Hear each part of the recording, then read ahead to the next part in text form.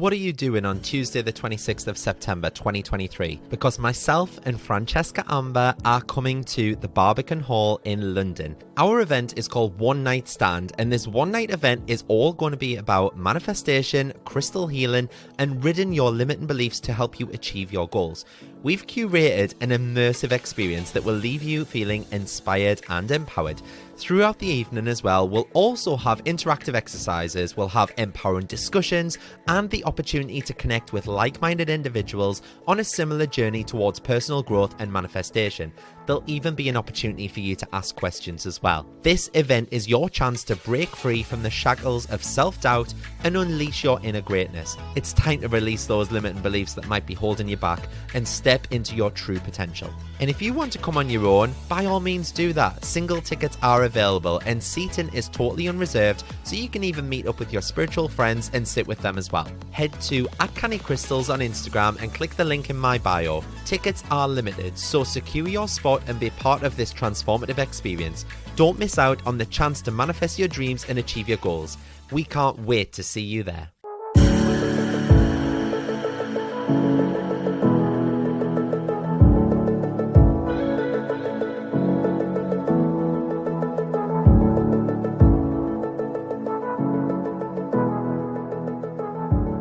Hello everyone, welcome to another episode of Canny Crystals, the podcast.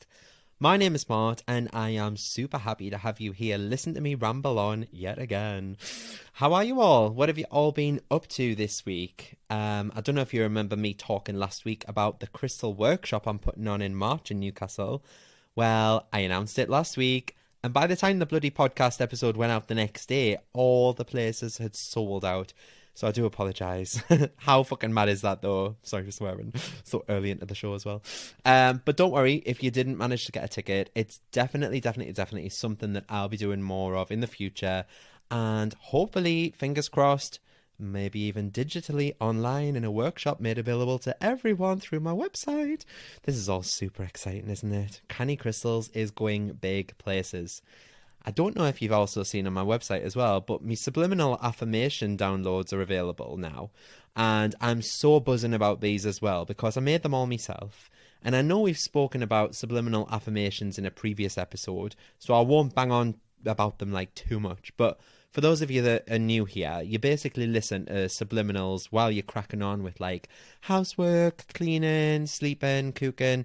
You just download it, you pop your headphones in, you're good to go. I put mine on most nights, like lying in bed, and just like helps us get off to sleep because it's like waves crashing or water trickling, things like that. But there's like people talking over the top of it, but you can just hear it. It's just enough for your subconscious to like pick it up. So yeah, it's really weird. It's just very faint in the background, but it's reading out affirmations that your subconscious picks up on. So there are 9 to choose from on my website, and they're all in areas like, you know, attracting your soulmate, amplifying your success, boosting your wealth and abundance, raising your self-esteem. You get the drift.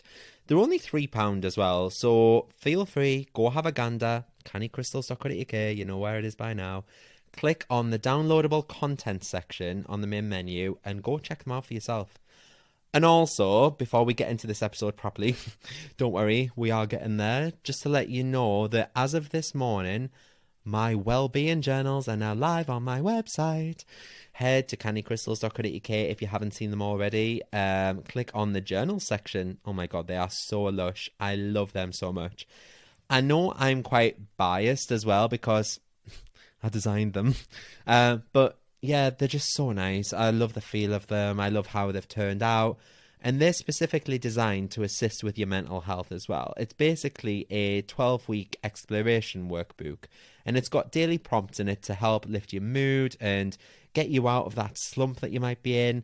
And some of the contents include like reflective exercises. How did you get on with your day? How did you get on with your week? That kind of thing. What are you worried about most? Like things to reflect on, just to help you see everything and shine a light on everything, both the good and the bad. And then it'll just help you see how you react to each situation. At the end of each week, there's also a different additional exercise, and that'll help you to build your emotional resilience and physical well-being. And it also includes sections on things that you can do to help, like I don't know, crystals for self-care, mindfulness, and other well-being techniques. So go check them out. Let us know what you think of them. I'm really proud of them. But let me know. Drop me a DM, drop me a message. Let us know. Manifestation journals are on their way next. Whoop, whoop. So yeah, all this is so weird as well because, I don't know if you remember back in January, I did a full moon workshop back, I think it was the second week in January. And we set our goals. And when I wrote down 15 things that I wanted to achieve in 2022, most of them were things like, finish the design of my journals, launch my journals, create a crystal workshop that I can deliver to people, create downloadable content like meditations and subliminal affirmations. And the weird bit is, out of those 15 things that I wanted to achieve in this entire year, 2022, I've already achieved 9 of them. That's about 60% of my year's goals completed within the first 6 weeks. That's absolutely mental to me.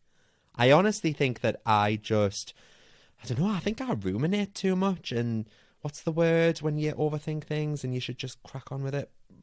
Procrastinate? Can't even say that. Procrastinate, I think it's procrastinate. I think I procrastinate about how long things will take me and how much effort it's going to be, instead of just taking the inspired action that I've taken the last few weeks to just crack on with it. So just last week as well, I received a proposal for social media management of Canny Crystals and maybe a little upgrade of my website. And in this proposal, they pointed out all these bits that I just basically hadn't had time to do. I'm working bloody 2 full-time jobs here at the minute and trying to run a household and trying to lose weight at the gym and trying to walk my dog and trying to spend time with family and friends. Do you know what I mean? Yeah. But it was just things that I hadn't had time to do, like set up a newsletter. Something so simple. Set up a newsletter. How long would it take? In my head, probably weeks. Okay? Personalize the checkout page on my website. How long in my head did that take? Oh, it's weeks. It's weeks and weeks, that. Just little things that I put off because I just thought I don't have time to fart, let alone do any of that. So anyway, as I went through this proposal and I saw the amount of something ridiculous like £750 a month, yes, not just one-off payment, per month, I thought, okay, Saturday night, I have no plans. I got my iPad out. I went through my list of to-dos for the website, wrote them all down, and no joke, within 2 hours, I'd sent out my first newsletter to previous customers.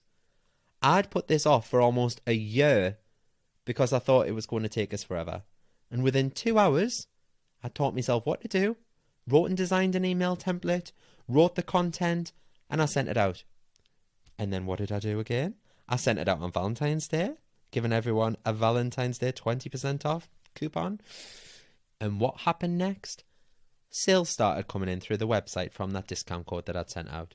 So by me just taking that inspired action and, stop procrastinating over stuff, it actually brought in some income for me. So I'm feeling very pumped and raring to go, as you can probably hear. I'm high as a kite today. And I know that now I just need to stop overthinking everything and crack on with it. Just start moving those chess pieces around. And for anyone wanting to sign up to the newsletter, by the way, you can do so at the bottom of the homepage, cannycrystals.co.uk. Scroll right the way to the bottom. There's a little box there and it says join the Crystal Clan.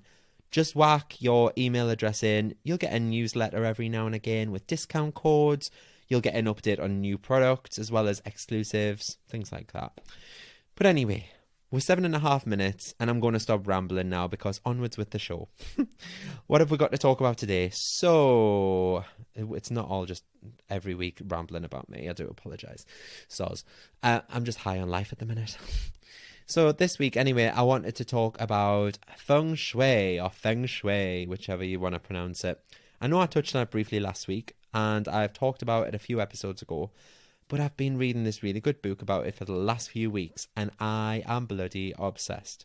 So for those of you that don't know, Feng Shui, or Feng Shui, should I say Feng Shui? Most people call it Feng Shui, but it's Feng Shui. Anyway, it literally translates as wind, water. Ironically, 2 things in life that constantly flow. Yeah, wind flows, water flows. And Feng Shui is all about energy. So we all know that we attract energy, that energy is magnetic, that every single thing in this universe is made up of energy. So what if maybe rejuvenating your life was as simple as, I don't know, moving a few things around in your bedroom. According to Feng Shui, it is, okay? So the whole principle is just based around basically the idea that your living space reflects your life. And Feng Shui strives to achieve a balance in both. So basically, people that actively practice it say that all objects possess an energy, and this energy is called qi. So C-H-I, qi. Chi. And then you can use this qi basically to bring luck and wealth and opportunities into your home. So I thought it would be a good idea to go through a few feng shui tips that we can all do in our homes and just see if there's any changes in our luck and wealth. Yeah? Why not? I don't know about you, but I'm always willing to try new things like this. My partner thinks I'm absolutely crackers. Like, one week it'll be feng shui, the next it'll be crystals, the next I'll be going around saging the house.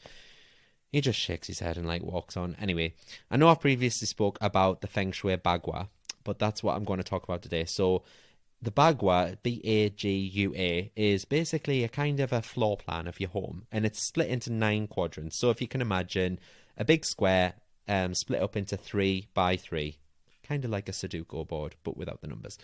And each quadrant basically is your home. So you look at it from your front door, basically inwards, and that pertains to a different part of your life. So, for example, the back left of your home, so the top left square, the back left is your wealth corner, okay?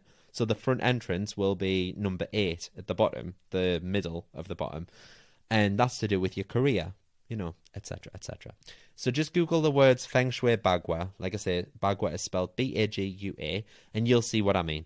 It's basically an energy map of your house. So people that practice feng shui daily say that if your entrance or your hallway is all messy and clogged up with shit everywhere, your career is also going to feel that way.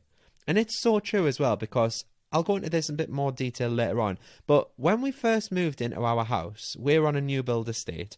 So it was like a bloody building site outside of our house, as you can imagine. And the roads and the paths just hadn't been tarmacked yet. You know, it was just all dusty everywhere. It was absolutely minging. Because we basically had just moved in, there were boxes in the hallway where we had just dumped stuff ready to be unpacked. We'd bought light fixtures for every single light fitting other than the ones in the hallway. To be honest, the entrance to our new house was just a dumping ground / shithole. Looking back, this was the exact same time when I was having all that bother with that guy at work that I've spoken about in a few episodes, the Negative Nancy. So when I started looking into Feng Shui and reading about it, things all just started to make sense to me. So one of the very first things I did in Feng Shui, and apologies because I know I've spoken about this in the past episode, is that I spruced up my entrance hallway. I bought myself a console table. I put a jade plant on it for abundance and wealth. I put a few protective crystals around a huge black obsidian tower, just to stop all negative energy from entering my house in the first place. And then I put up a mirror to reflect the light and bring joy into the space. I got some really expensive light fittings. I jazzed the fuck out of that entranceway, okay? I put plants outside. I changed the stones leading to our front door so they didn't look the same as all the other houses on the estate. And you'd better believe that I'm outside on a weekly basis, washing the door down, cleaning the windows, washing the letterbox, anything I can do to make that entrance to my home immaculate. And guess what? I don't have career problems anymore. Well, other than the fact I probably need to leave the NHS to do this full time, but that's a nice problem to have. Do you know what I mean? So all of my career problems kind of subsided when I cleared the shit out of my entrance. So let's take a look at some of the things that you can do around your home to let that chi flow and bring you some bloody good luck and abundance. So like I say, the first is to, I'd say, open the front door. And I know this might sound weird, or it might even just seem like, well, duh, Mart, I do that every day. But energy flows through the front door. An open and inviting pathway for it to travel in allows that positive energy to flow into your home. Think about it, like, if you had energy just sat in your house, it can stagnate, it can go stale, because basically if the entrance is closed off, that energy is just sat around in your house. Does that kind of make sense? So if you think about, like, if you want opportunities and new experience to come your way, the best thing to do, according to Feng Shui, is to place a red flowering plant outside of your door or to put some red accent colours on or around your front door. Red attracts energy, it attracts fortune and good luck. And my mum always does this at Christmas as well, but I just thought it was her being a Christmas nut job. She always puts them plants out. What are they called? What they call them Christmas plants, the bright red. Poinsettias or something, they flower red. Anyway, clear your front entrance, your porch, pop a nice mat down, make it welcoming, make that energy want to strut its stuff up your path and into your house. And if you think about, like in the summer, for example, I open my kitchen window and then I might open the top floor bedroom, and that allows the, like, I want to say wind, but it's just air, the air to like circulate through the house, and that's inviting that positive energy in. Because if I didn't do that, the house would be all stuffy and sweaty, and it gets really hot, you know what I mean? Like when the weather's warm. So when you open those windows, it's not only cooling the place down, it's also inviting that fresh, nice energy back into your house. Okay, so try that. Maybe not try it at the minute when we're going through like 100-mile-an-hour winds with Storm Eunice or Edna or whatever it's called. But yeah, try it sometime when it's a bit warmer maybe. And then the next step in Feng Shui is to clear your clutter. In past episodes, I've spoke about watching things like, you know, Marie Kondo, tidying up, or that other show, what was it called? Minimalism. And I've even done an episode on decluttering to make room for the universe to give you more. So it's no surprise that in Feng Shui, they live by this principle too. And a cluttered house equals a cluttered mind. And even worse, clutter literally sucks up the energy in a space. So you might think that you're hiding your clutter by, I don't know, shoving it in your wardrobes or your drawers, but they still have just as much of an effect on energy flow as anything else in your house. If there's clutter somewhere in your home, even if it's tucked away in an attic, then it's also clutter in your head, as well as the rest of your body. The next step after this is to seek balance. So you need to make sure basically that you have something representing the 5 elements of wood, earth, metal, fire and water in every single room. I know you're probably thinking, Mart, are you on acid? I haven't got time for this shit. But the goal here is to stay grounded, to stay centered, and to get balance in your life and in your home environment.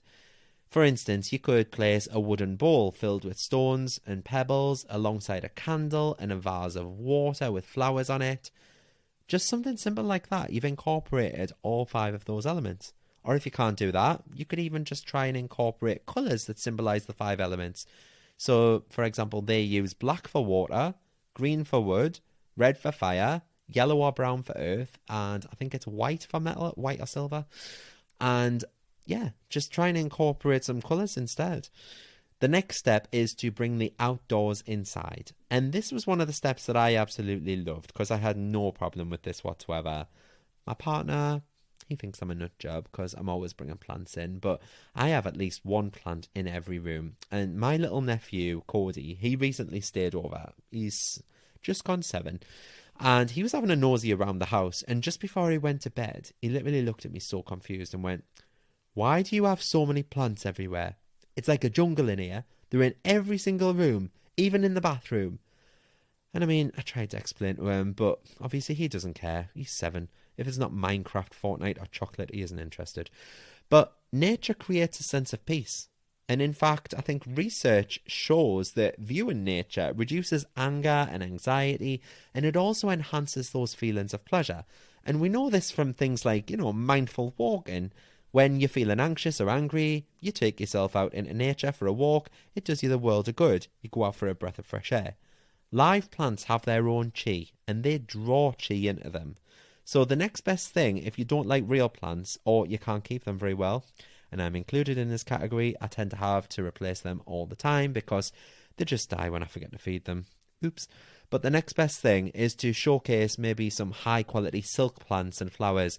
Not the plastic ones, but, you know, synthetic flowers. And I'd say the best places around the house for plants are in the kitchen. So if you put them between hot and cold appliances, it creates a balance. In the dining room, you can put them in there to draw abundance. And in the family room and the living room to promote health and life and connections. So try and flood your home with natural light as well. Open those windows, open those doors, open those blinds, open those curtains. Let the fresh air inside. Bring the plants indoors. You could even decorate things with bamboo, wood or wicker, Or use like outdoorsy style things, indoors like stones or rocks, just to add texture to the tops of plant pots. You can even just dress the walls with paintings of nature if you really wanted to, like floral or jungle wallpaper even. Anything that brings the outdoors in. Another thing they tell you when you're doing Feng Shui is to utilize mirrors wisely. So like I said, we put a huge one in our hallway because we have an eastern facing house. So first thing in the morning, the sun belts its way onto the front of our house, and I thought maybe having a mirror placed on the wall where you first come in, it would reflect. And it does. It reflects such a lush golden colour all the way up the stairs first thing on the morning. And just think about it. Mirrors reflect energy. So position them in places where you want to increase that energy flow. Also, make sure that your mirrors reflect something beautiful, because the last thing you want your mirrors to reflect is something low energy or negative, like the kitchen bin or something like that.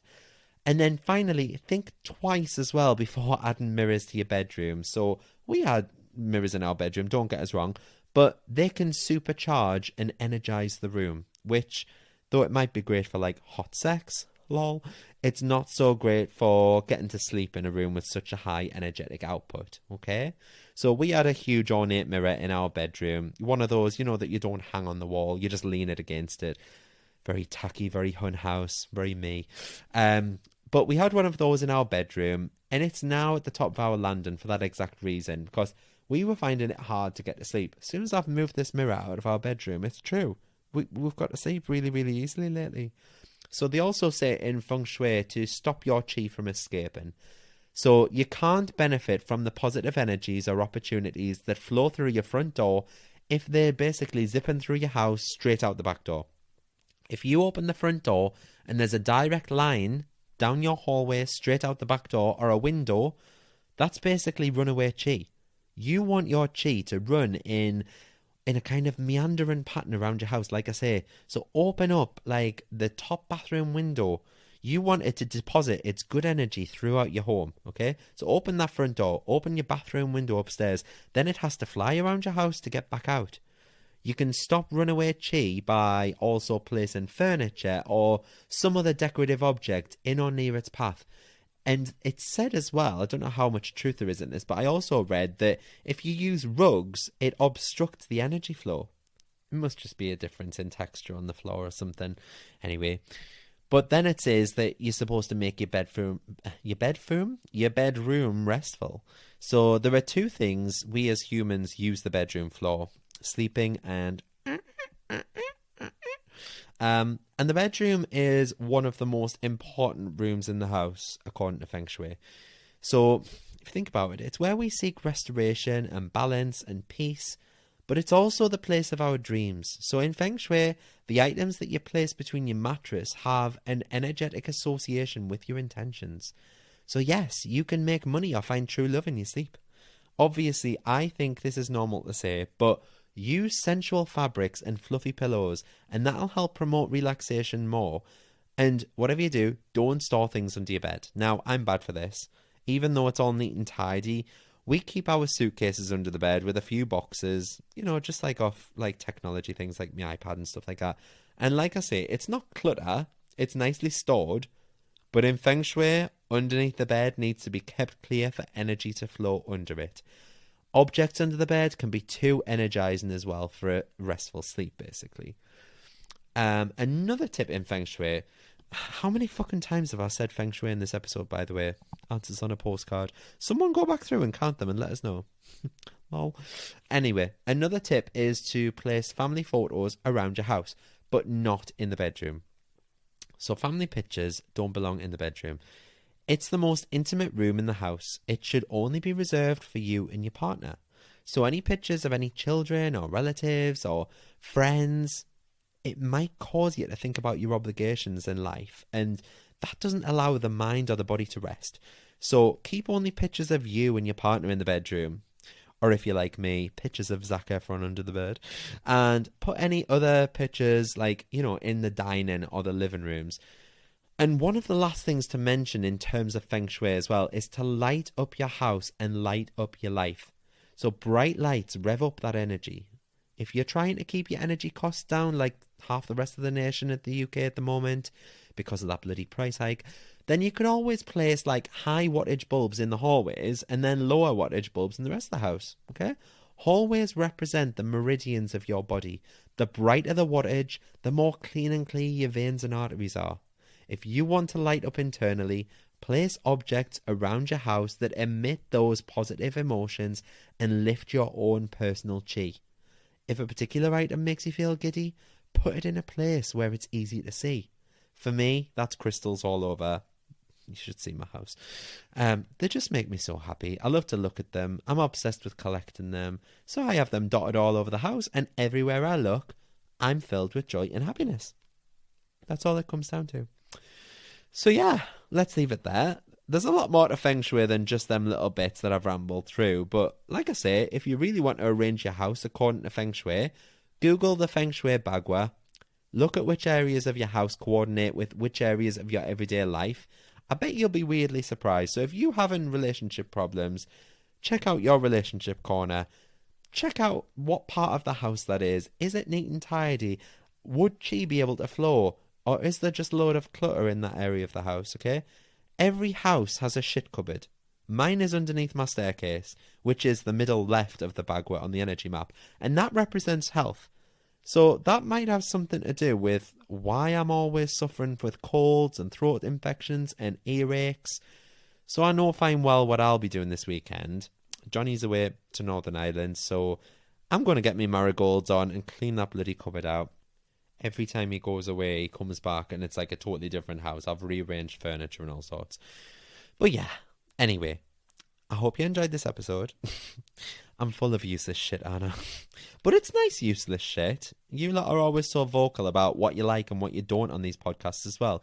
And it's always nice to hear that you all love to learn about new things like this. So I'm happy to be of assistance and help you all learn. So yeah, drop me a message with what you want next week's episode to be about.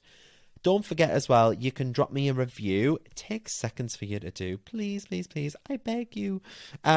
Even just a rating. Yeah, it takes less than 30 seconds to do on Spotify or Apple Podcasts, but it really does help me out. It pushes my podcast up the charts and it lets me be seen by others who are constantly finding us. And it's all because of you lot, the originals, the ones that have been here from day one. And I am truly thankful and grateful for all that you do. So if you do want to drop me a message, you can contact me on TikTok, on Instagram. Both handles are @CannyCrystals. All links are in the show notes below as well. Thank you so much for joining me once again. Sorry for banging on and rambling on as per usual. Have a gorgeous week and I'll see you all again next Friday. Thanks guys. Have a lovely week. Bye.